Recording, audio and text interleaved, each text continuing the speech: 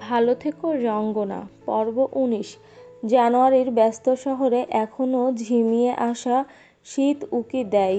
কৃষ্ণচূড়ার লাজুক ডালে এখনো শূন্যতা উপস্থিত। এখনো শহরের অলিতে গলিতে প্রেমের প্রত্যাখ্যান জ্বলজ্বল করছে। ডিসেম্বরের বিদায়ে কোথাও বা তুমুল আহ্লাদে প্রেম গাঢ় হচ্ছে। এই এত হওয়া না হওয়া ব্যাপারটার মাঝেই একটি অনাকাঙ্ক্ষিত ঘটনা ঘটেছে, যেই ঘটনায় বিচ্ছিন্ন হয়েছে সওদাগর বাড়ির সুখ। সেই বাড়ির চঞ্চল প্রাণে আজ করুণ আহাজারি। হসপিটালের গাঢ় পরিবেশে সেই আহাজারি জীবন্ত, সতেজ এবং যন্ত্রণার। চঞ্চল চিত্রার দেহ এখন নিস্তেজ প্রায়। ক্লান্ত দেহের পাতা এখন গভীর নিদ্রায় আচ্ছন্ন। হসপিটালের গুমোট করিডোরে দাঁড়িয়ে প্রহর গুনছে প্রিয়জনেরা। ভাইয়ের দেহ ভেঙে আসতে চাচ্ছে চিন্তায়। আদুরে বোনের এই বিরাট ব্যথা যে তার সহ্য হচ্ছে না। সে আজকে ভার্সিটি ছিল। হুট করে অপরিচিত নাম্বার থেকে কল এলো। জানানো হলো তার বোনের এই ভয়ঙ্কর দুর্ঘটনার কথা। তারপর সে যেন প্রায় ঘোরের মাঝেই ছুটে এলো। তার সাথে এলো নীরু মেয়েটিও। মাহিন চিত্রার অ্যাক্সিডেন্ট যার বাইকের সাথে হয়েছিল, তার উপর ক্ষেপে যায় তুহিন। ক্ষুব্ধ হয়ে ছুটে যায় প্রহার করতে, কিন্তু ছেলেটা থামায় তুহিনকে। বিনীত স্বরে জানায় দোষ তার নয়, সে সাবধানেই চালাচ্ছিল। হঠাৎ চিত্রা কোথা থেকে ছুটে এলো সে ঠাউর করতে পারল না। মধ্যগতির বাইকটি থামাতে থামাতে ঘটে যায় দুর্ঘটনা। তুহিন তবুও থামতে চায় না, তবে সামলায় নীরু। ততক্ষণে বাড়ির প্রায় সকলে উপস্থিত হয়। চাঁদনি আপা, ওহি, চিত্রার মা চেরি, ওহির মা বাবা, আফজাল, সওদাগর সহ সকলে। প্রিয়জনদের দীর্ঘস্থায়ী অপেক্ষার পাল্লা শেষ হলো। ডাক্তার বেরিয়ে এলো সুসংবাদ নিয়ে। চিত্রার সওদাগরের এখন অবস্থা কিছুটা স্থিতিশীল। তবে ডাক্তারের অযাচিত বিরতি বড়ই অসহ্যকর ঠেকল সওদাগর পরিবারের কাছে। মুনিয়া বেগম সহ্য করতে পারল না সে বিরতি। ব্যস্ত কণ্ঠে শুধালেন, তবে ওনার বাঁ হাতের আঘাত মারাত্মক পর্যায়ে ছিল, যার জন্য তার কবজির হাড়ে ফাটল ধরেছে বলা যায়। আমরা ব্যান্ডেজ করে দিয়েছি এবং যেহেতু মাথায় ও পিঠেও আঘাত পেয়েছে সেহেতু 2 দিন আমরা অবজারভেশনে রাখব তাকে। অতিরিক্ত ব্যথা থেকে জ্বর আসবে, আর এখন জ্ঞান নেই। কিছুক্ষণের মধ্যে জ্ঞান ফিরলেই তার সাথে দেখা করতে পারবেন। উপস্থিত সকলের মাঝে তুহিনকে বেশি ভেঙে পড়তে দেখা গেল। সে ধপ করে বসে পড়ল সাথের চেয়ারটাতে, মুখ ঢেকে ফেলল যন্ত্রণায়। মেয়েটা কত বেশি না ব্যথা পেয়েছে, ছোট নাজুক শরীরটা কতটা আঘাত পেল। তুহিন যেন বাইক চালানো ছেলেটার উপর আরও এক ধাপ বেশি রেগে গেল। কেবল প্রকাশ করল না। মুনিয়া বেগম হলেন ছেলের আশ্রয়স্থল।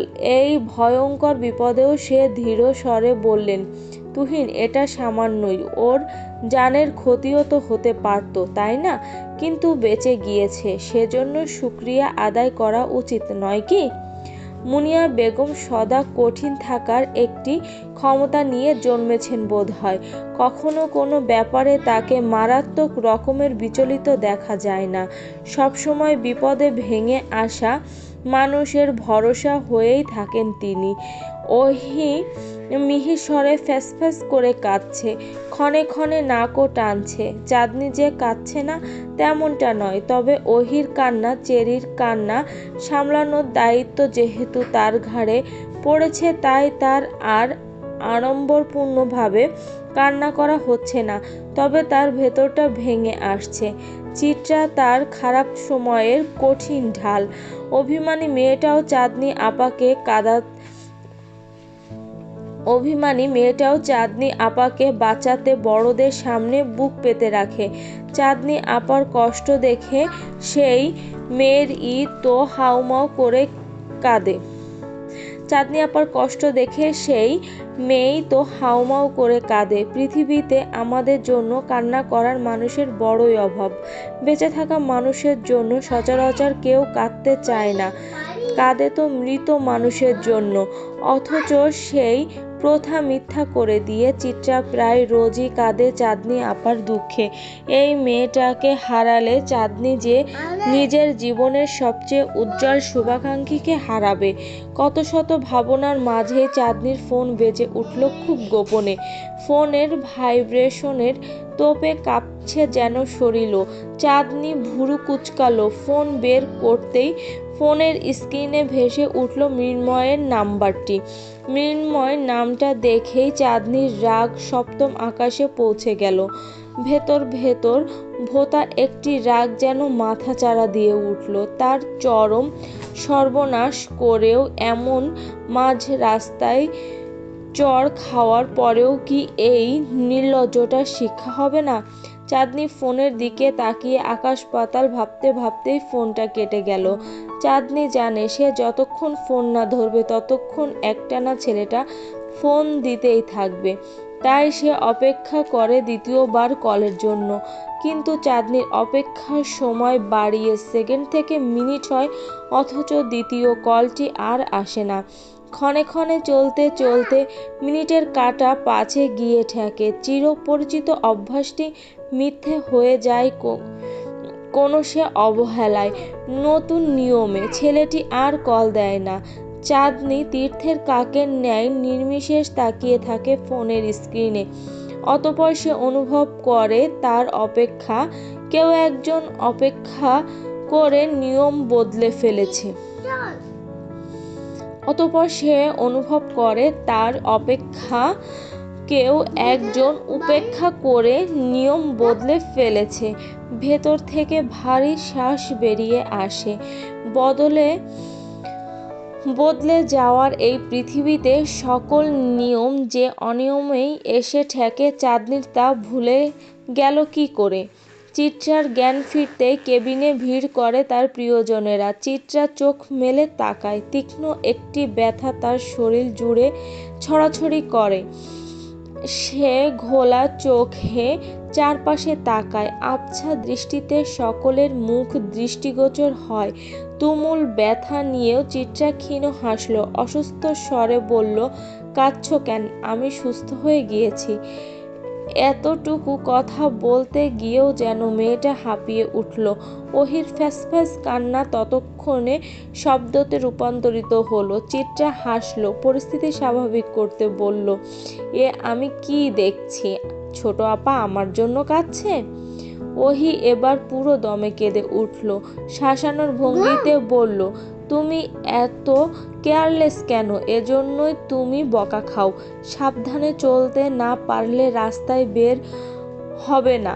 শুধু শুধু আমাদের চিন্তায় ফেলেছ। তোমাকে যদি আর একা বের হতে দিয়েছি তো দেখো, ভাগ্যিস বের হয়েছিলাম। না হয় ছোট আপা যে আমায় এত ভালোবাসে সেটা কি জানতাম নাকি? মেয়েটা এ অবস্থাতেও দুষ্টুমি করে যাচ্ছে দেখে ওহির মায়া আরও বাড়ল। সে মায়া নিয়ে সে আদুরে ভঙ্গিতে ছুঁয়ে দিল বোনের চোখ মুখ। ওহির ভাব ভঙ্গিতে কখনো এত ভালোবাসার বহিঃপ্রকাশ ঘটেনি।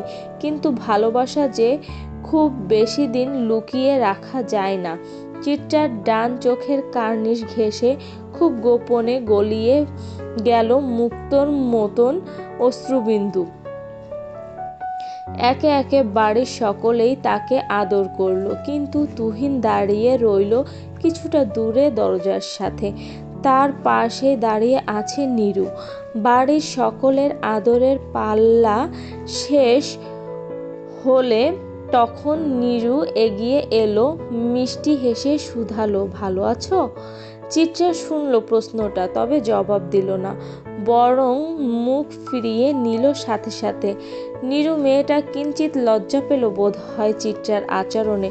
তবুও চিত্রার মাথায় আদুরে হাত রাখল, ক্ষীণ স্বরে বলল, সুস্থ হয়ে ওঠো তাড়াতাড়ি। তোমার ভাই তো তোমার এ অবস্থা দেখে কাঁদতে কাঁদতে নিজের অবস্থা নাজেহাল করে ফেলেছে। আপনি তো আছেন সামলানোর জন্য। আপনি থাকলেই আমার ভাইয়ের আর কিছু লাগবে না। চিত্রার গলার স্বর কঠিন। তাজ্জব বাড়ির লোক। মুনিয়া বেগম ধমকে উঠলেন, চিত্রা? নিরু মেয়েটার মুখে তবুও হাসি। সে চিত্রার মাথায় হাত আগের মতন রেখেই উত্তর দিল, আমি সামলাতে হয়তো পারবো, কিন্তু তোমার শূন্যতা আদৌ আমি পূরণ করতে পারবো না। তোমার ভাইয়ের জীবনে তোমার জায়গাটা ঠিক কি তা বোধ করি আমার বলে দিতে হবে না, তাই না? তাহলে কেন শুধু শুধু আমার সাথে তোমার তুলনা করে তোমার নিজের জায়গাটাকে হালকা করছো? মেয়েটার কথা শুনে চিত্রার শক্ত মুখের আদল নরম হলো, কিন্তু সে তবুও নিরু মেয়েটার উপস্থিতি ভালোভাবে নিতে পারল না। পুরনো ক্ষতে নতুন জ্বলন তৈরি হলো। ভাইয়া আর এই নিরু মেয়েটার জন্যই আজ তার আর বনফুলের সম্পর্কে ঘুণে ধরেছে। নরম হয়েছে বন্ধুত্বের শক্ত ভিটে। চিত্রার চোখে যন্ত্রণার অশ্রু। আজকের দিনটা অন্যরকম হতে পারত। আজকে তার পাশে বসে বনফুল মেয়েটার হাউমাউ করে কান্না করার দৃশ্য হতে পারত। বোকা বোকা কণ্ঠে মেয়েটা হয়তো চিত্রাকে বকত, বন্ধুত্বের বন্ধন আরও গাঢ় হতো হয়তো। কিন্তু কিছু হলো না, তেমন কিচ্ছু না।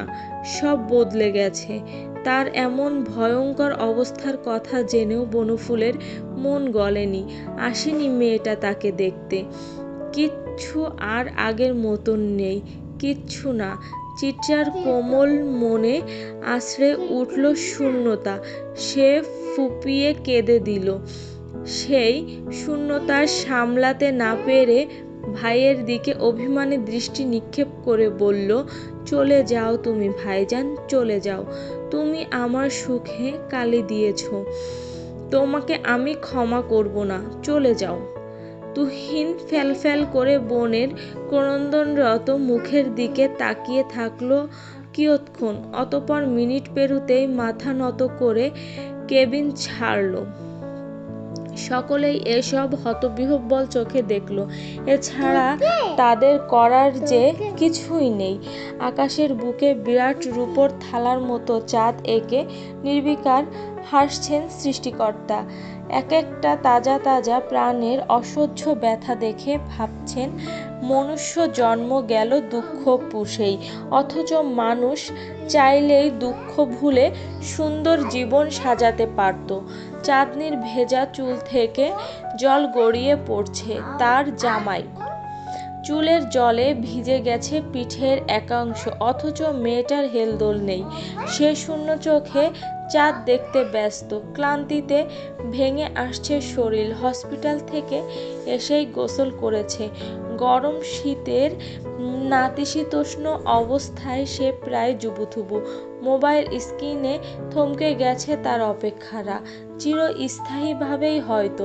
সে হতাশার শ্বাস ফেলল। টানা 1.5 ঘন্টা যাবৎ বারান্দায় দাঁড়িয়ে থাকার পরও পাশের বিল্ডিং থেকে আজ চিরপরিচিত স্বরে কেউ ইন্দুবালা বলে ডাক দেয়নি। এমনকি কেউ আধো আদ্র সুরে গান তোলেনি, ইন্দুবালা গো, ইন্দুবালা গো বলে। নিজের এহেন ভাবনায় বিরক্ত চাঁদনি। না, সে মৃন্ময়কে ভালোবেসেছে, এসব ভাবছে তেমনটা নয়। সে ভাবছে অভ্যাসবশত। মানুষ সব বদলাতে পারলেও অভ্যাস বদলাতে তার বহু সময় লাগে। তাই হুট করে চাঁদনি চাইলেও তো আর অভ্যাস বদলাতে পারছে না। অভ্যাসের তোপে না চাইতেও ভেবে ফেলছে ছেলেটাকে। তার মধ্যেই চাঁদনির ফোনে নোটিফিকেশন আসে। সে ফেসবুক অন করতেই মৃন্ময়ের কতগুলো হাস্যোজ্জ্বল ছবি দেখতে পায়।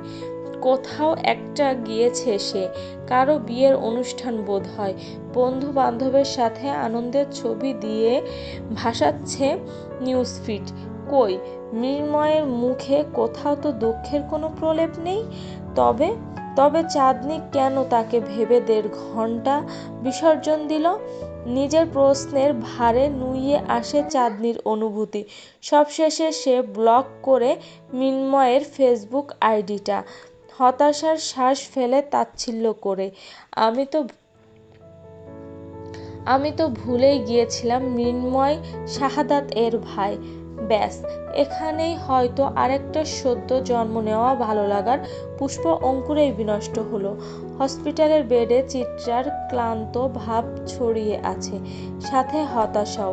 কিসের একটা বুক ভার করা অনুভূতি তাকে শান্তি দিচ্ছে না। কিসের সেই অনুভূতিটা?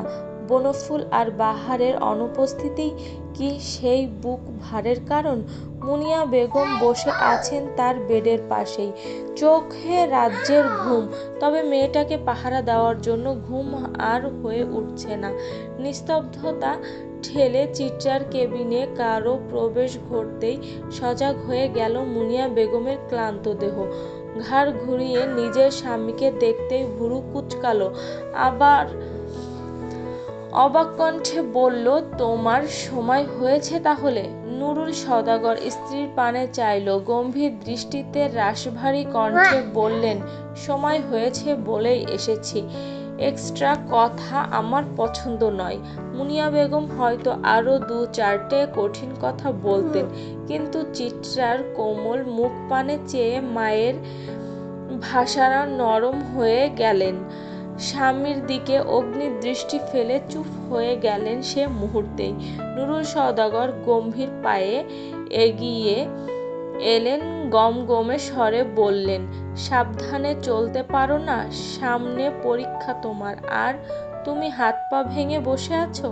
চিত্রার মাথা নত, ক্ষীণ স্বরে উত্তর দেয়, সরি আব্বু। চিত্রা ভেবেছিল তার বাবা হয়তো আরো কয়েকটা কথা শোনাবেন, কিন্তু তাকে অবাক করে দিয়ে বাবা আর বকাঝকা করলেন না। কিয়ৎক্ষণ মেয়ের দিকে তাকিয়ে থেকে অতঃপর প্রস্থান নিলেন। মুনিয়া বেগম ও স্বামীর এহেন আচরণে তাজ্জব হজম করতে পারল না ব্যাপারটা, তাই তৎক্ষণাৎ স্বামীর পেছন পেছন সেও বেরিয়ে গেল। চিত্রা হতাশার শ্বাস ফেলল। অবশ্য চোখের আশপাশ তাকাতেই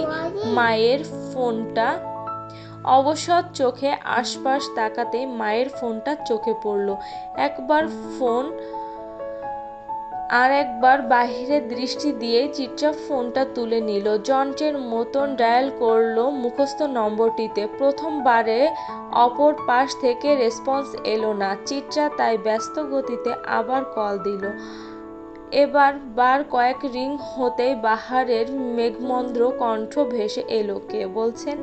চিত্রার চোখ বুজে আসে, মায়ের নাম্বারটাও লোকটার কাছে সেভ নেই। হ্যাঁ।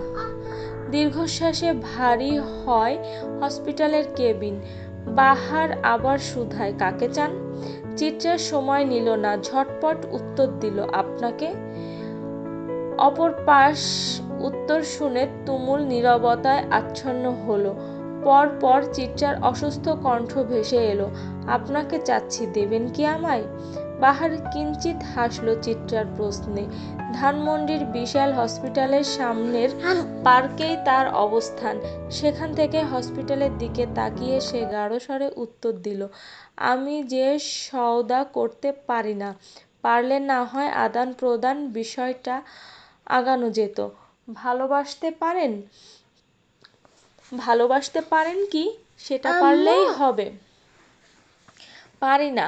চিত্রার উৎফুল্ল ভাব মিয়ে এলো বাহারের উত্তর শুনে।